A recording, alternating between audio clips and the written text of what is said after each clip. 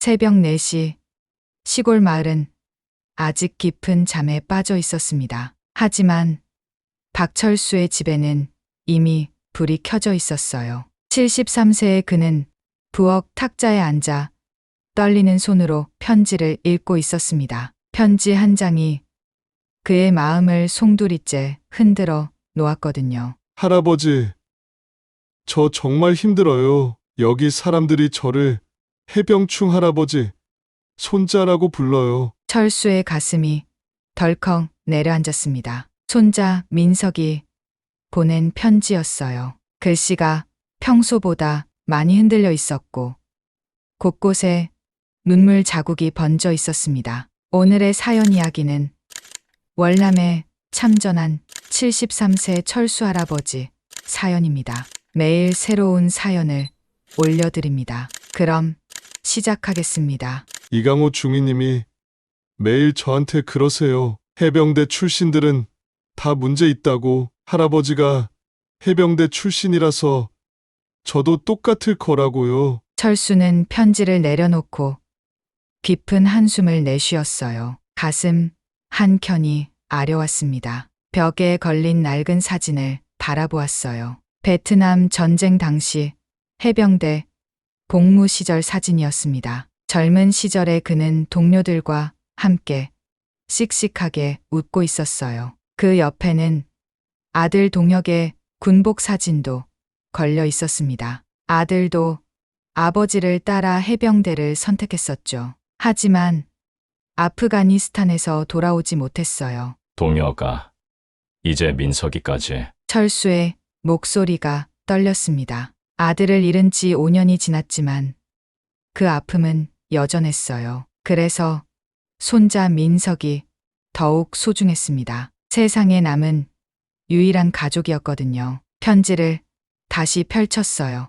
할아버지, 저는 할아버지가 자랑스러워요. 나라를 위해 싸우신 분이잖아요. 하지만 여기서는 그런 걸 인정해주지 않아요. 오히려 무시당해요. 철수의 눈가가 붉어졌습니다. 30년 동안 해병대에서 복무하면서 받은 그 어떤 상처보다 아팠어요. 시계를 보니 새벽 4시 30분이었습니다. 첫 차 시간까지 30분 남았어요. 더 이상 망설일 수 없었습니다. 철수는 서둘러 옷을 갈아입었어요. 낡은 작업복 위에 오래된 점퍼를 걸쳤습니다. 왼쪽 가슴에는 아들의 해병대 중사 계급장을 조심스럽게 달았어요. 아들이 마지막으로 달았던 그 계급장이었습니다. 가방에는 민석이 좋아하는 과자와 용돈을 넣었어요. 할아버지로서 해줄 수 있는 건 그것뿐이었거든요. 버스터미널까지 걸어가는 길은 쓸쓸했습니다. 아직 아무도 깨지 않은 마을 길을 혼자 걸으며 철수는 생각했어요. 민석이가 그렇게 힘들어하는데 할아버지가 가서 뭘 할 수 있을까? 하지만 발걸음을 멈출 수는 없었습니다. 버스터미널에는 철수 혼자만 있었어요. 첫 차를 기다리는 사람은 그뿐이었습니다. 벤치에 앉아 다시 한번 편지를 읽었어요. 할아버지, 면회 오실 때 단정한 옷 입고 오세요. 여기 사람들이 외모로 사람을 판단해요. 철수는 자신의 차림새를 내려다보았습니다. 낡은 작업복과 해진 운동화, 농사꾼의 전형적인 모습이었어요. 하지만 이게 그가 가진 가장 좋은 옷이었습니다. 그래도 가야 해. 버스가 도착했어요. 운전기사는 철수의 모습을 훑어보더니 별말 없이 문을 열어주었습니다. 다행히 승객은 별로 없었어요. 서울까지 가는 길은 멀고 복잡했습니다. 시외버스에서 지하철로 다시 시내버스로 갈아타야 했어요. 각각의 교통수단에서 사람들의 시선이 따가웠습니다. 지하철에서 한 젊은 여자가 철수를 보더니 자리를 피했어요. 시내버스에서는 학생들이 수군거렸습니다. 시골 냄새 난다. 왜 저런 옷 입고 다니지?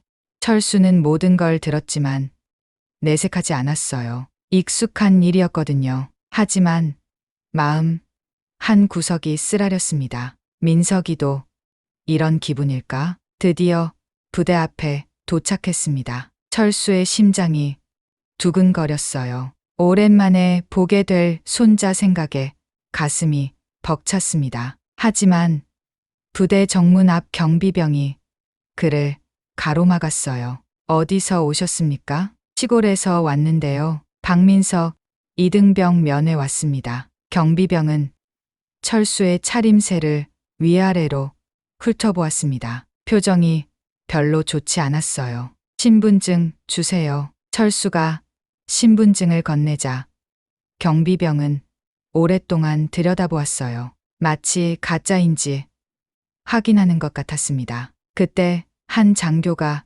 지나가다가 상황을 보았어요. 이강우 중이었습니다. 뭔 일입니까? 박민석 이등병 면회 왔다고 합니다. 이강호는 철수를 차갑게 바라보았어요. 그의 시선에는 명백한 무시가 담겨 있었습니다. 이런 차림으로 부대에 오시면 곤란합니다. 철수의 가슴이 철렁했어요. 제가 뭘 잘못했나요? 복장이 단정하지 않습니다. 여기가 어떤 곳인지 모르시나요? 그때 고급 승용차 한 대가 부대 앞에 섰어요. 차에서 내린 것은 정장을 완벽하게 차려입은 중년 부부였습니다. 경비병들의 태도가 180도 달라졌어요. 어서 오십시오. 준비된 차량으로 모시겠습니다. 철수는 그 광경을 묵묵히 지켜보았습니다. 같은 면회인데도 하늘과 땅 차이였어요. 마음 한 구석에서 뭔가가 툭 하고 끊어지는 소리가 들렸습니다. 그 시각 부대 안에서는 민석이 또 다른 하루를 견디고 있었습니다. 박민석, 또 뭘 그렇게 멍하니 서 있어? 이강호 중위의 날카로운 목소리가 훈련장에 울려 퍼졌어요. 민석은 깜짝 놀라서 자세를 바로 했습니다. 죄송합니다. 죄송하긴. 역시 해병대 집안 애들은 다르네. 집중력이 없어. 다른 병사들이 민석을 힐끔힐끔 쳐다보았어요. 누구도 도와주지 않았습니다. 이강호의 눈치가 무서웠거든요. 민석의 가슴속에서 뭔가가 꽉 막히는 느낌이었습니다. 이강호는 사관학교를 수석으로 졸업한 엘리트였어요. 집안도 좋고 머리도 좋았습니다. 하지만 한 가지 약점이 있었죠. 실전 경험이 전혀 없었어요. 그래서 해병대 출신들을 더욱 싫어했습니다. 학력은 낮지만 실전 경험이 풍부한 그들이 은근히 무서웠거든요. 해병대 출신들은 무식하고 거칠어. 군기도 엉망이지. 이강호는 다른 장교들 앞에서 자주 이런 말을 했어요. 자신의 불안감을 감추려고 했던 겁니다. 민석은 그런 편견의 희생양이었습니다. 야, 박민석, 내 할아버지가 해병대 출신이라며? 예, 그렇습니다. 역시 그래서 그런가 보네. 해병대는 무식한 놈들이 가는 곳이잖아. 민석의 주먹이 꽉 쥐어졌어요. 하지만 참을 수밖에 없었습니다. 계급 사회인 군대에서는 말이죠. 점심시간이 되었습니다. 민석은 혼자 식당 구석에 앉아 밥을 먹고 있었어요. 다른 병사들은 가까이 오지 않았습니다. 민석아, 괜찮아? 동기 중 한 명인 김병철이 조심스럽게 다가왔어요. 응, 괜찮아. 이강호 중이 너무 심한 것 같은데 신고하면 안 될까? 민석은 고개를 저었습니다. 소용없어. 오히려 더 괴롭힘만 당할 거야. 그날 오후 훈련은 더욱 힘들었어요. 이강호는 유독 민석에게만 더 가혹했습니다. 더 빨리. 이 정도로 해병대라고 할 수 있어? 해병대 정신이 그 정도야? 실망이네. 민석의 온몸에서 땀이 뻘뻘 흘렀어요. 체력이 한계에 다다르고 있었습니다. 하지만 포기할 수 없었어요. 할아버지와 아버지의 명예가 걸린 일이었거든요. 훈련이 끝나고 이강호가 민석을 따로 불렀어요. 박민석, 내 할아버지가 오늘 면회 신청했더라. 민석의 얼굴이 환해졌습니다. 할아버지가 자신을 보러 온다니 얼마나 반가운 일인가요? 정말요? 언제 들어오세요? 들어온다고? 누가 들어온다고 했어? 이강호의 입꼬리가 비뚤어졌어요. 면회 허가 안 났어. 복장이 부적절하다고 반려됐거든. 순간 민석의 마음이 푹 꺼졌습니다. 왜요? 할아버지가 뭘 잘못하셨는데요? 시골 농민이 군부대에 아무렇게나 와도 된다고 생각해? 여긴 격식이 있는 곳이야. 민석의 목소리가 떨렸어요. 할아버지는 나라를 위해 싸우신 분이에요. 베트남 전쟁에도 다녀오셨고요. 그래서? 그때가 언젠데 지금은 시대가 달라. 이강호의 말에는 조롱이 섞여 있었어요. 요즘 시대에는 교육받은 사람들이 군대를 이끌어야 해. 무식한 사람들 말고. 민석의 가슴 깊은 곳에서 분노가 치밀어 올랐습니다. 하지만 표현할 수 없었어요. 그날 밤 민석은 잠을 이룰 수 없었습니다. 할아버지가 자신을 만나러 먼 길을 왔는데 만나지도 못하고 돌아가야 한다니. 할아버지, 죄송해요. 눈물이 볼을 타고 흘러내렸어요. 한편 부대 밖에서는 철수가 여전히 기다리고 있었습니다. 비가 내리기 시작했지만 움직이지 않았어요. 경비병이 걱정스럽게 바라보았습니다. 할아버지, 비 맞으시는데 어디 가서 쉬시지 그러세요. 괜찮습니다. 손자 얼굴만 한번 보면 되거든요. 경비병은 마음이 아팠어요. 하지만 명령을 어길 수는 없었습니다. 시간이 흘러 저녁이 되었어요. 철수는 하루 종일 아무것도 먹지 못했습니다. 하지만 배고픔보다는 손자가 걱정되었어요. 민석이가 많이 힘들어하겠구나. 그때 철수의 낡은 휴대폰이 울렸어요. 문자 메시지였습니다. 민석이 보낸 메시지였어요. 할아버지, 집에 가세요. 오늘은 면회가 안 된대요. 죄송해요. 철수의 눈가가 뜨거워졌습니다. 손자가 자신 때문에 미안해하고 있다는 게 더 아팠어요. 철수는 휴대폰을 꼭 쥐고 오랫동안 생각했습니다. 그리고 연락처를 뒤져 한 이름을 찾았어요. 김서현. 30년 전 베트남 전쟁에서 함께 싸웠던 전우였습니다. 지금은 국방부 장관이 되어 있었죠. 하지만 연락하기가 쉽지 않았어요. 너무 오랫동안 만나지 못했거든요. 과연 기억이나 할까? 철수의 손가락이 떨렸습니다. 하지만 손자를 위해서는 용기를 내야 했어요. 마침내 철수는 메시지를 작성하기 시작했습니다. 서연아, 나 철수야. 도움이 필요해. 서울 용산구 국방부 청사. 늦은 저녁 시간에도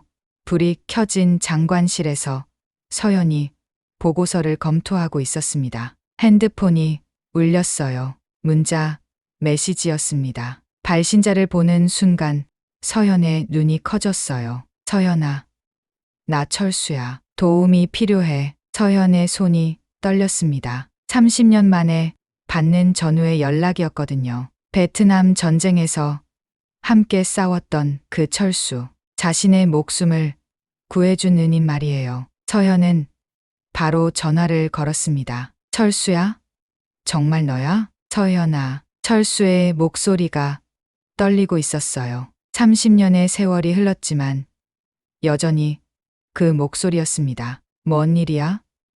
무슨 도움이 필요한데? 철수는 모든 상황을 설명했어요. 손자가 부대에서 당하는 괴롭힘, 면회조차 거부당한 일, 그리고 지금 자신이 부대 앞에서 기다리고 있다는 것까지. 서현의 얼굴이 점점 굳어졌습니다. 어느 부대야? 영영사단 3연대입니다. 지금 거기 있어? 예.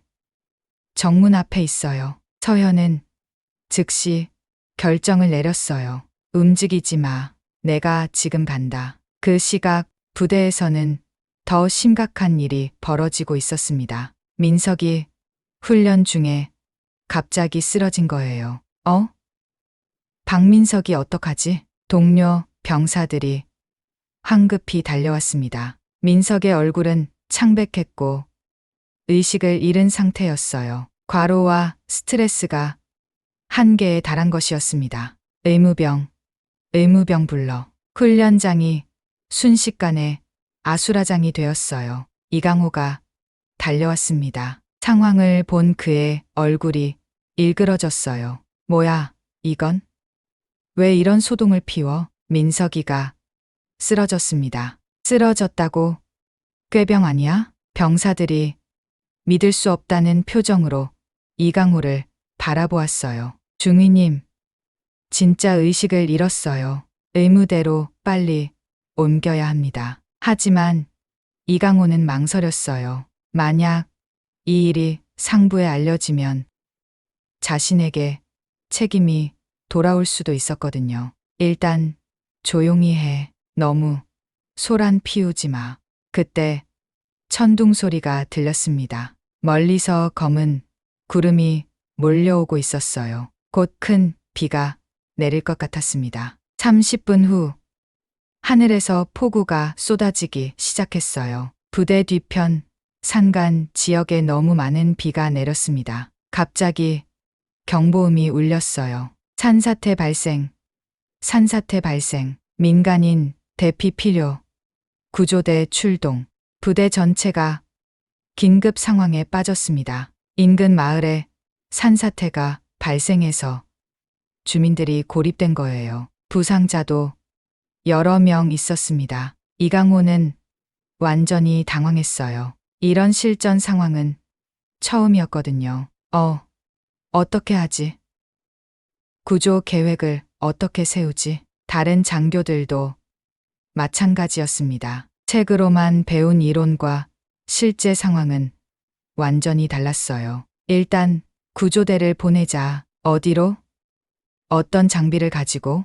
그건 이강호는 말을 제대로 잊지 못했습니다. 현장은 점점 더 혼란스러워졌어요. 구조 작전이 제대로 진행되지 못하고 있었습니다. 그때 하늘에서 헬리콥터 소리가 들렸어요. 국방부 장관 전용기였습니다. 부대 전체가 술렁였어요. 갑작스러운 장관의 방문에 모든 사람이 당황했습니다. 장관님이 왜 갑자기? 미리 연락도 없었는데? 헬기가 착륙하고 서현이 내렸어요. 그녀의 얼굴에는 단단한 결의가 서려 있었습니다. 서현은 먼저 정문으로 향했어요. 철수가 기다리고 있는 곳으로 말이죠. 비에 흠뻑 젖은 철수를 보는 순간 서현의 가슴이 아려왔습니다. 철수야, 서현아, 정말 왔구나. 두 사람은 30년 만에 재회했어요. 서로의 얼굴에서 세월의 흔적이 보였지만 눈빛만은 여전했습니다. 많이 힘들었지? 괜찮아. 민석이만 괜찮으면 돼. 그때 한 장교가 급히 뛰어왔어요. 장관님, 긴급 상황입니다. 산사태가 발생해서 민간인 구조가 필요합니다. 서현은 즉시 상황을 파악했어요. 그리고 구조 현장에 혼란을 보았습니다. 실전 경험이 없는 장교들이 우왕좌왕하고 있었어요. 서현은 철수를 바라보았습니다. 30년 해병대에서 복무한 베테랑이었죠. 수많은 실전을 경험한 진짜 군인이었습니다. 철수야, 내가 필요해. 철수의 눈이 번뜩였어요. 마침내 자신이 할 일을 찾은 것 같았습니다. 위기의 순간이 다가오고 있었어요. 철수는 구조 현장을 한눈에 살펴보았습니다. 30년간 쌓인 경험이 순간적으로 작동했어요. 어디서부터 손을 써야 할지, 어떤 장비가 필요한지, 구조 순서는 어떻게 해야 할지 모든 것이 머릿속에서 정리되었습니다. 장관님, 구조대를 3개 팀으로 나누어야 합니다. 철수의 목소리는 차분하면서도 확신에 차 있었어요. 1팀은 고립된 주민구조, 2팀은 부상자 응급처치, 3팀은 추가 산사태 예방 작업. 서현은 고개를 끄덕였습니다. 좋아, 내가 총지휘를 맡아라. 주변 장교들이 믿을 수 없다는 표정을 지었어요. 시골 농민이 국방부 장관으로부터 지휘권을 받다니요. 특히 이강호의 얼굴이 새빨갛게 달아올랐습니다. 장관님, 저희가 충분히 할 수 있습니다. 지금까지 뭘 했는지 보이지 않나요? 서현의 목소리가 차가웠어요. 철수는 즉시 행동에 나섰습니다. 김병철, 이등병, 로프 20m와 응급의료 키트 가져와. 예. 최상병, 무전기로 119에 연락해서 헬기 지원 요청. 예. 알겠습니다. 철수의 명령은 정확하고 신속했어요. 병사들이 자연스럽게 그를 따랐습니다. 이강호는 옆에서 그 모습을 지켜보며 질투심이 치밀어 올랐어요. 자신이 몇 시간 동안 해결하지 못한 일을 철수는 몇 분 만에 정리하고 있었거든요. 저 사람이 뭘 아는데. 하지만 곧 그의 생각이 바뀌었습니다. 철수가 직접 로프를 메고 산사태 현장으로 내려가기 시작한 거예요. 위험합니다. 나이도 많으신데. 한 병사가 걱정스럽게 말했어요. 괜찮아. 이런 건 익숙해. 철수는 침착하게 로프를 타고 내려갔습니다. 73세의 나이가 믿어지지 않을 정도로 능숙한 동작이었어요. 베트남 전쟁에서 수십 번 해본 일이었거든요. 할아버지, 할아버지. 산사태에 갇힌 아이의 목소리가 들렸어요. 여기야. 괜찮아. 곧 구해줄게. 철수는 무너진 돌더미 사이로 몸을 집어넣었습니다. 비좁은 공간이었지만 포기하지 않았어요. 다리가 끼었어요. 조금만 참아. 금방 빼줄게. 철수는 조심스럽게 돌들을 하나씩 옮겨냈습니다. 잘못하면 더 큰 붕괴가 일어날 수 있었거든요. 위에서 지켜보던 병사들의 마음이 조마조마했어요. 저 할아버지, 진짜 대단하시다. 우리보다 훨씬 잘하시는데? 30분 후, 철수는 아이를 안전하게 구출했습니다. 성공했습니다. 환호성이 터져 나왔어요. 하지만 철수는 멈추지 않았습니다. 다른 고립된 주민들을 위해 다시 현장으로 향했어요. 이강호는 그 모습을 보며 순간 부끄러워졌습니다. 자신이 그동안 무시하고 깔봤던 사람이 진짜 군인의 모습을 보여주고 있었거든요. 구조 작업이 계속되는 동안 서현은 부대 내 조사를 시작했어요. 이강호 중위, 박민석, 이등병이 왜 의무대에 있습니까? 그건 훈련 중에 컨디션 난조로. 구체적으로 어떤 훈련이었습니까? 이강호의 목소리가 점점 작아졌어요. 그리고 오늘 면회 거부 사유가 뭡니까? 복장이 부적절해서. 어떤 부분이 부적절했습니까? 서현의 날카로운 질문에 이강호는 답을 하지 못했어요. 그 사이 다른 병사들도 하나둘 증언을 시작했습니다. 이강호 중위님이 민석이를 계속 괴롭혔어요. 해병대 출신이라고 차별했습니다. 할아버지 욕도 자주 하셨어요. 모든 진실이 드러나고 있었어요. 3시간 후 구조 작업이 모두 끝났습니다. 고립된 주민 12명 모두 안전하게 구출되었고 부상자들도 적절한 치료를 받았어요. 철수의 지휘 덕분이었습니다. 부대원들이 철수를 바라보는 시선이 완전히 바뀌었어요. 존경과 감사의 눈빛이었습니다. 정말 대단하셨습니다. 저희가 배워야겠어요. 젊은 병사들이 진심으로 말했어요. 서현이 철수에게 다가왔습니다. 고생했어. 철수야. 당연한 일 했을 뿐이야. 30년 전 베트남에서 내가 나를 구해준 것처럼 오늘은 내가 이 모든 사람들을 구했어. 철수의 눈가가 뜨거워졌어요. 그때 의무대에서 민석이 걸어 나왔습니다. 컨디션이 좋아져서 걸을 수 있게 된 거예요. 할아버지, 민석이 철수에게 달려왔어요. 민석아, 할아버지와 손자가 30년 만에 포옹했습니다. 할아버지, 정말 자랑스러워요. 너도 고생 많았다. 이강호는 멀리서 그 모습을 바라보며 깊은 반성에 빠졌어요. 자신이 얼마나 어리석었는지 깨달았거든요. 진정한 군인이 누구인지도 알게 되었습니다. 구조 작업의 영웅은 73세의 전직 해병대였어요. 일주일 후 부대 강당에는 모든 장병들이 모여 있었습니다. 특별한 행사가 열리는 날이었어요. 철수의 공로를 기리고 새로운 출발을 다짐하는 자리였습니다. 무대 위에 서현이 올라섰어요. 오늘 우리는 중요한 교훈을 얻었습니다. 서현의 목소리가 강당 전체에 울려 퍼졌어요. 진정한 군인, 정신이 무엇인지, 그리고 서로를 존중하는 것이 얼마나 중요한지 말입니다. 박수가 터져 나왔어요. 철수는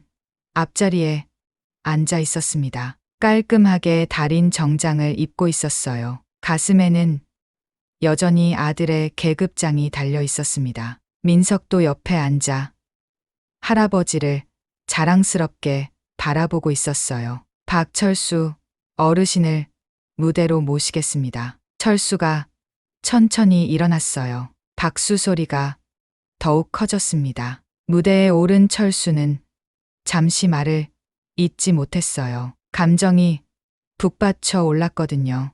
저는 그냥 할아버지일 뿐입니다. 철수의 목소리가 떨렸어요. 손자가 힘들어하는데 가만히 있을 수 없었어요. 그것뿐이었습니다. 강당이 조용해졌어요. 모든 사람이 집중해서 듣고 있었습니다. 하지만 이번 일을 통해 깨달았어요. 진짜 적은 밖에 있는 게 아니라 우리 안에 있는 편견이었다는 걸 말이에요. 민석의 눈에서 눈물이 흘렀어요. 할아버지의 말 한마디가 가슴에 와 닿았거든요. 해병대든 육군이든 공군이든 해군이든 우리는 모두 같은 나라를 지키는 동지입니다. 철수는 이강호를 바라보았어요. 이강호는 고개를 숙이고 있었습니다. 지난 일주일 동안 깊은 반성을 했었거든요. 앞으로는 서로를 존중하고 도와주었으면 좋겠어요. 그게 진정한 군인의 모습이니까요. 박수가 우레와 같이 쏟아졌어요. 행사가 끝난 후 서현이 철수를 따로 불렀습니다. 철수야, 제안이 하나 있어. 뭔 제안이야? 부대명예 교관이 되어줘. 젊은 장교들에게 실전 경험을 가르쳐 주는 거야. 철수는 깜짝 놀랐어요. 내가? 나는 학력도 없는데. 학력이 중요한 게 아니야. 내가 가진 경험과 지혜가 필요해. 철수는 잠시 생각했어요. 그리고 고개를 끄덕였습니다. 좋아. 젊은 친구들에게 도움이 된다면. 한편 이강호는 민석을 찾아왔어요. 박민석, 이등병. 예, 민석은 여전히 긴장했어요. 하지만 이강호의 표정은 전과 달랐습니다. 미안했어. 정말 미안했어. 이강호가 깊숙이 고개를 숙였어요. 내 할아버지를 무시하고 너를 괴롭혔어. 변명의 여지가 없어. 민석의 마음이 복잡했어요. 미워했던 사람이 진심으로 사과하고 있었거든요. 괜찮습니다. 이제 다 지난 일이에요. 아니야. 괜찮지 않아. 내가 정말 잘못했어. 이강호의 눈에 눈물이 맺혔어요. 내 할아버지를 보면서 깨달았어. 진짜 군인이 누구인지, 진짜 용기가 뭔지 말이야. 민석은 더 이상 화가 나지 않았어요. 오히려 이강호가 불쌍해 보였습니다. 앞으로 잘하시면 돼요. 고마워. 정말 고마워. 저녁이 되어 철수와 민석은 부대를 떠날 준비를 했어요. 기차역으로 가는 길에 민석이 말했습니다. 할아버지, 저 정말 자랑스러워요. 무슨 소리야. 할아버지가 너를 자랑스러워하지. 할아버지 덕분에 모든 게 달라졌어요. 부대 분위기도 제 마음도. 철수는 손자의 머리를 쓰다듬었어요. 민석아, 기억해라. 내가 누구든지 상관없이 너는 소중한 사람이야. 예, 할아버지. 그리고 힘든 일이 생기면 포기하지 마라. 끝까지 견디면 길이 보여. 기차가 역에 들어왔어요. 고향으로 돌아가는 기차였습니다. 창밖으로 스쳐가는 풍경을 보며 철수는 생각했어요. 동혁아, 이번엔 제대로 했지?